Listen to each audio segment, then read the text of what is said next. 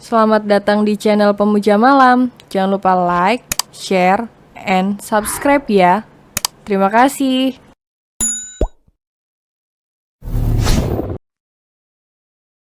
Episode 9 Benar-benar gadis nakal tidur pun nakal. Ada apa? Tumben sekali Dedi dan Momi datang. Ucap Zo menatap kedua orang tuanya bergantian.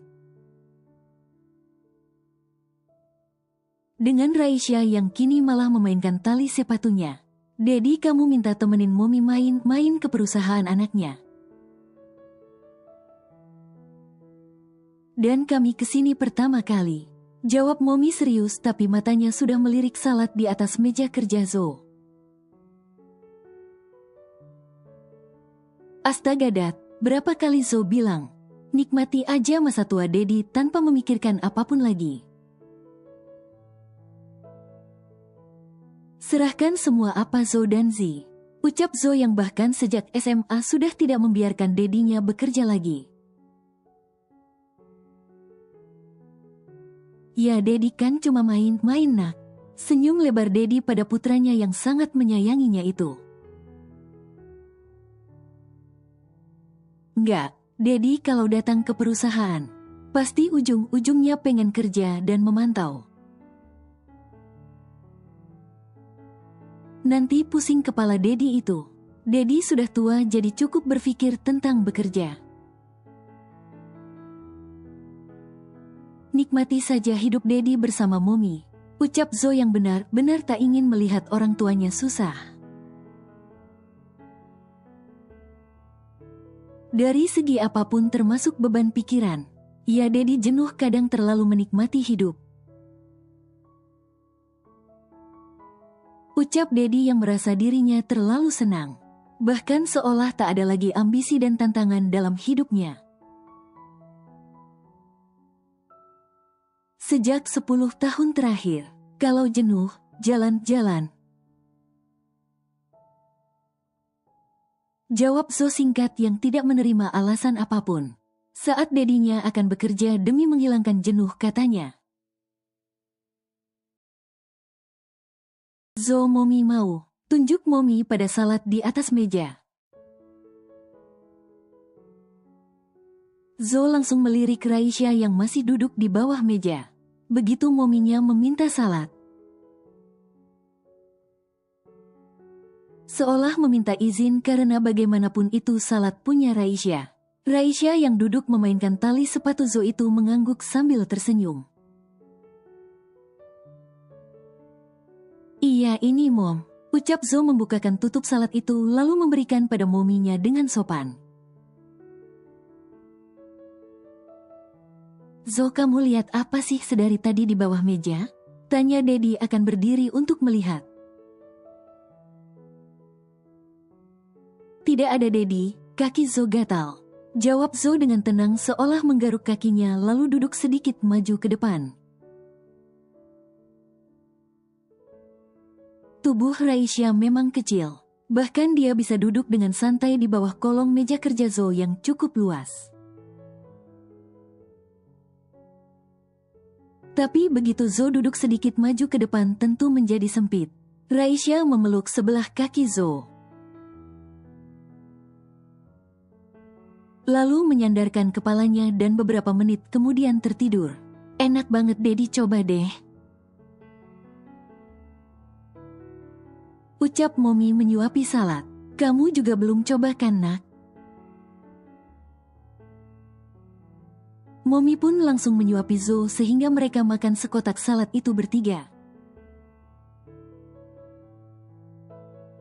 Tumben banget pagi udah pesan salad. Ucap Dedi menggoda putranya itu yang tiba-tiba aneh sejak beberapa hari yang lalu.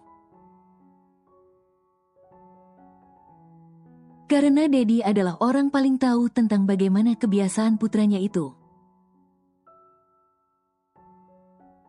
Siapa yang kasih Zo? Tanya Momi baru menyadari salad itu pemberian seseorang karena ada paperbacknya. Biasalah Mom, fans rahasia anakmu yang tampan ini. Pas Zo datang salad itu sudah ada di meja. Jawab Zo dengan logis karena dia memang sering dapat makanan dan hadiah seperti itu. Walaupun tidak pernah Zo sentuh atau makan, baru pemberian dari Raisya yang Zo makan.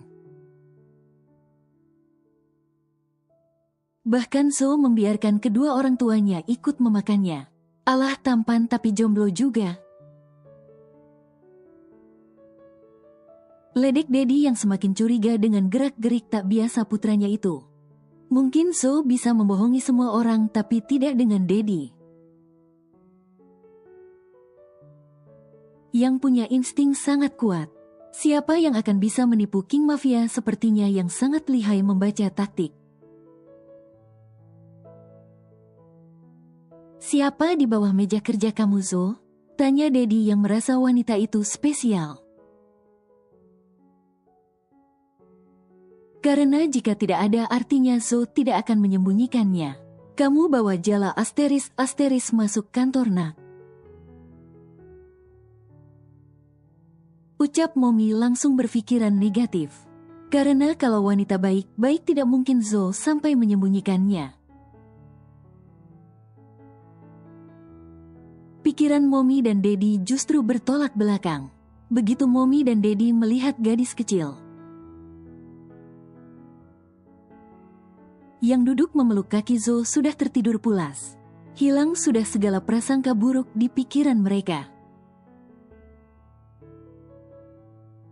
Kamu punya gadis cantik nak? Tanya Momi yang walaupun tidak melihat sepenuhnya wajah gadis itu. Tapi melihat tubuh dan sikap manjanya saat tidur saja, Momi sudah bisa menyimpulkan gadis itu cantik. Dapat di mana kamu? Tanya Dedi dengan senyum menggodanya melihat Zo. Yang kakunya sudah bukan main saat ketahuan menyembunyikan seorang gadis. Ini adalah putri mahkota keluarga Al-Baradat, Mom. Dia datang ke sini meminta Zo melindunginya. Ucap Zo menyibak rambut panjang Raisya. Untuk memperlihatkan kalung liontin pengenal putri mahkota itu. Walaupun ucapannya jujur dan logis. Tapi itu juga adalah salah satu cara Zo menyelamatkan diri dari sejuta pertanyaan orang tuanya nanti. Astaga, lirih Dedi dengan spontan mengelus kepala gadis yang sudah tertidur pulas itu. Kenapa, Dad? Tanya Zo saat tiba-tiba ekspresi wajah Dedinya berubah lirih. Lindungi dia nak, kasihan dia. Selalu menjadi sasaran empuk musuh kedua orang tuanya. Ucap Dedi yang menjadi tersentuh saat tahu siapa gadis itu. Jadi apa yang dia ceritakan beneran, Dad? Tanya Zo yang tadinya berpikir cerita Raisya hanya separuh yang benar. Selebihnya ucapan bohong hanya agar dia bisa semakin dekat dengan Zo. Semacam taktik gadis nekat ini untuk bisa dekat dengan Zo. Tapi ternyata ucapan Dedi membenarkan semua yang Raisya ceritakan pada Zo. Papanya lalai kali ini, dia terjebak dalam permainan musuhnya. Yang seolah membuat dia harus memilih antara menyelamatkan istri atau anaknya. Ucap Dedi yang mungkin tidak pernah lagi terjun ke dunia mafia. Tapi dia tahu seperti apa perkembangannya dan hal hangat yang sedang terjadi. Tapi penjagaan terhadap gadis ini sangat ketat. Ucap Dedi yang bisa merasakan beberapa orang. Tengah melakukan penyamaran di dalam gedung perusahaan mereka demi memantau gadis itu. Bukankah itu bagus? Kasihan sekali dia. Ucap Momi terus mengelus kepala anak gadis itu. Walaupun Momi tak melihat sepenuhnya wajah gadis itu, karena wajahnya tertutup sebagian lantaran tidur bersandar ke kaki Zo. Jadi Zo harus bagaimana? Tanya Zo tiba-tiba bingung. Padahal dia sudah berniat menyuruh gadis itu pulang, agar tidak terganggu dengan kehadirannya. Biarkan saja dia berada di sekitarmu. Dengan begitu musuh papanya juga tak akan berani melawan. Setidaknya sampai papanya pulang, ucap Dedi yang diangguki Zo. Walaupun masih banyak pertanyaan di pikirannya, Dedi memilih tidak bertanya lebih lanjut dulu. Tapi yang jelas Dedi berkesimpulan gadis itu punya hubungan, atau sekedar dekat dengan Zo karena jika tidak begitu, mana mungkin dia bisa datang ke ruangan Zo bahkan meminta perlindungan. Mustahil saja anaknya yang cuek dan keras itu akan sebaik itu pada seorang wanita. Kedua orang tua Zo tahu seberapa anti putra sulung mereka itu. Dengan wanita-wanita cantik bahkan dikejar pun Zo menghindar. Zo, tidurkanlah dia, kasihan, ucap Momi terus mengelus kepala gadis yang 95% akan menjadi menantunya. Karena baru gadis itu yang bisa membuat Zo begini. Sampai di dekatnya pun Zo tenang dan ego dalam dirinya meredup. Setelah kedua orang tuanya pulang, Zo mengangkat Raisya lalu menidurkannya di atas sofa. Saya pikir kamu berpura-pura tadi, ucap Zo melepas jasnya lalu menyelimuti Raisya yang sudah tertidur pulas.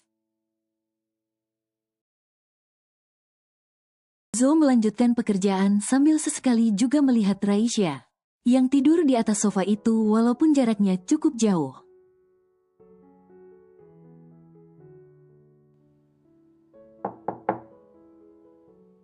Bos, 5 menit lagi meeting akan dimulai, ucap Brian dengan formalitas pada atasannya. Masuk ke dalam ruangan Zo dengan beberapa staf di belakangnya. Zo langsung melirik Raisya yang tertidur pulas di atas sofa itu, sejenak berpikir. Baiklah, saya akan segera ke ruangan, ucap Zo memanggil beberapa bodyguard-nya. Saya akan meeting dalam 2 jam ke depan, jadi jaga dia, ucap Zo yang meminta bodyguard-nya langsung berjaga di sekitar Raisya tidur. Kalau Nona, bangun bagaimana Tuan? Tanya bodyguard itu sebelum Zo pergi. Takut nanti gadis itu malah menangis, karena mengira diculik begitu bangun melihat mereka yang berada di sekitarnya. Kalian jaga dia dari jarak jauh saja. Kalau dia terlihat kebingungan, antar dia ke ruang meeting, ucap Zo yang diangguki bodyguard-nya. Di ruang meeting pun walaupun sibuk, Zo sesekali masih memantau CCTV di ruangannya. Melihat gadis itu masih tidur, namun semakin lama gaya tidurnya semakin meresahkan. Untung tidak jadi menyuruh bodyguard berjaga di dalam. Batin Zo geleng kepala. Melihat gadis itu tidur tak ada diamnya, terus bergerak ke sana kemari. 2 jam kemudian, di luar jadwal ternyata sudah lebih 2 jam berlalu, rapat itu belum juga selesai. Dan Zo pun menjadi lebih sering melihat CCTV ruangannya, takut Raisya bangun.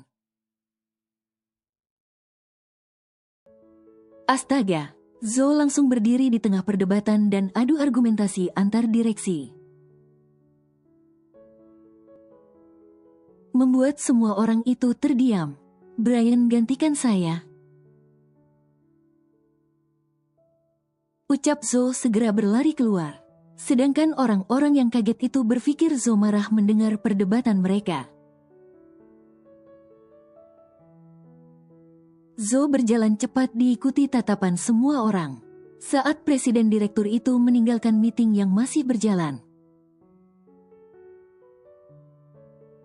tanpa memberitahu alasan, Hicks sakit. Tangis Raisya duduk bersandar ke sofa mengelus sikunya. Dia terbangun karena ternyata jatuh dari atas sofa ke lantai dan sikunya mengenai meja. Zo masuk dengan buru-buru ke ruangannya. Lalu segera berjongkok memeluk Raisya yang sudah duduk di lantai itu. "Kamu tidak apa-apa?" tanya Zo yang benar-benar masih teringat jelas di ingatannya. Bagaimana gadis itu jatuh dari sofa saat tidur? Sakit, kata Raisya dengan air mata menggenang menunjukkan sikunya yang memerah. Duduk di atas, ucap Zo segera mengambil kotak obat lalu mengobati dan memeriksa yang lain. Astaga, kepala kamu memar, ucap Zo meniup sambil mengobati sudut pelipis Raisya yang juga sedikit memar akibat jatuh. Kenapa bisa jatuh? Ucap Zo menatap Raisya yang masih menangis terseduh-seduh itu. Nggak tahu, pas kebangun sakit, ucap Raisya yang memang tidak sadar kalau jatuh. Bahkan terbangun pun karena merasa sakit di tubuhnya. Kalau saya tahu kamu lasak mending saya tidurkan di lantai, biar nggak jatuh, ucap Zo yang jadi iba juga melihat gadis itu menangis. Karena sudah pasti tubuhnya sakit jatuh dari sofa cukup tinggi. Kenapa nggak di atas tangga aja sekalian, biar kalau jatuh langsung mati, ucap Raisya berhenti menangis menatap Zo kesal. Karena berucap akan menidurkannya di lantai. Maksud saya di kamar dan di sana ranjangnya rendah. Hanya berjarak sejengkal dari lantai, ucap Zo menjelaskan maksudnya sambil menunjuk sebuah pintu di dalam ruangannya.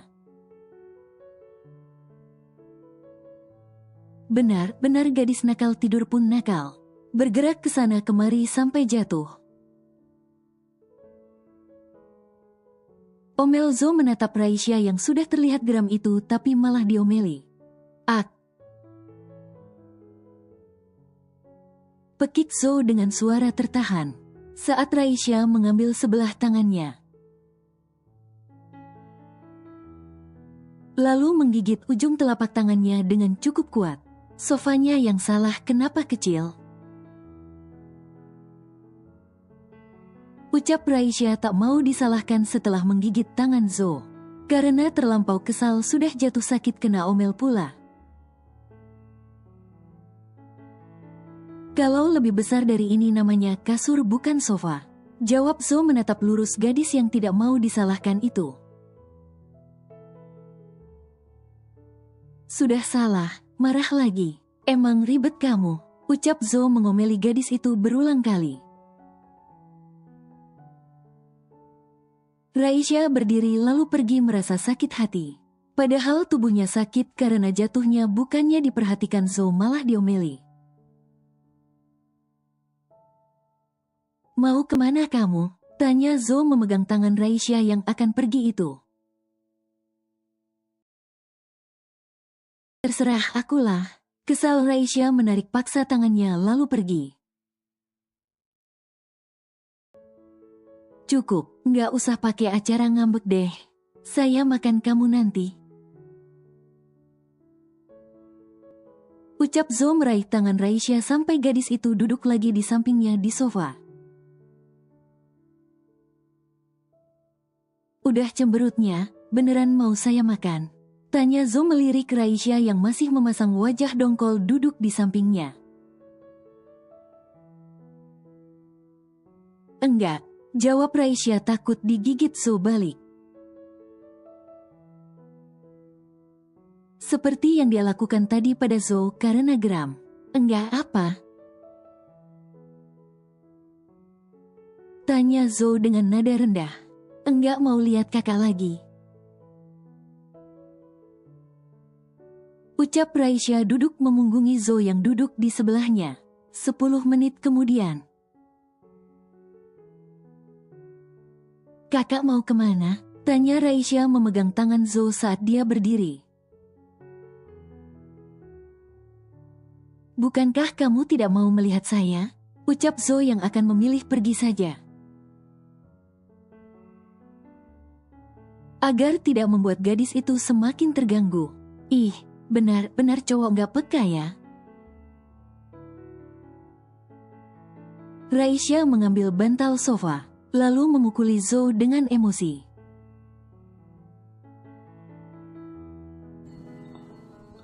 Bersambung.